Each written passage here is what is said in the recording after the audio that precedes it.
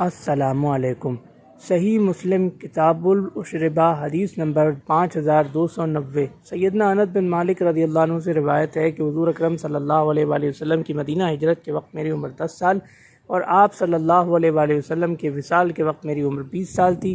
جب بھی حضور اکرم صلی اللہ علیہ وآلہ وسلم ہمارے گھر تشریف لاتے تو میری پھوپھیاں اور خاندان کی دوسری بزرگ خواتین مجھے حضور اکرم صلی اللہ علیہ وآلہ وسلم کی خدمت پر مامور فرماتی اور مجھے ترغیب دیا کرتی تھیں کہ حضور اکرم صلی اللہ علیہ وآلہ وسلم کی خدمت کیا کرو۔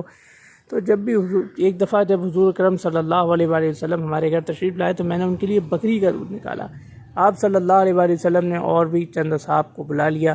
تو جب دودھ نوش فرمانے لگے تو حضور اکرم صلی اللہ علیہ وآلہ وسلم کے دائیں ہاتھ ایک دیہاتی صحابی بیٹھے تھے اور بائیں ہاتھ سیدنا ابو بکر رضی اللہ عنہ اور سیدنا عمر رضی اللہ عنہ بیٹھے تھے۔ تو حضور اکرم صلی اللہ علیہ وآلہ وسلم جب دودھ نوش فرما چکے تو سیدنا عمر رضی اللہ عنہ نے عرض کی کہ حضور صلی اللہ علیہ وآلہ وسلم ابو بکر رضی اللہ عنہ کو عطا فرمائیے۔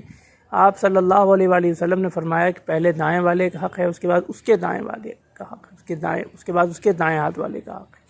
یہ مختصر واقعہ ضیافت رسول صلی اللہ علیہ وآلہ وسلم کا سیدنا انس بن مالک رضی اللہ عنہ کی زبانی صحیح مسلم کتاب الاشربہ حدیث نمبر 5290۔ اللہ حافظ۔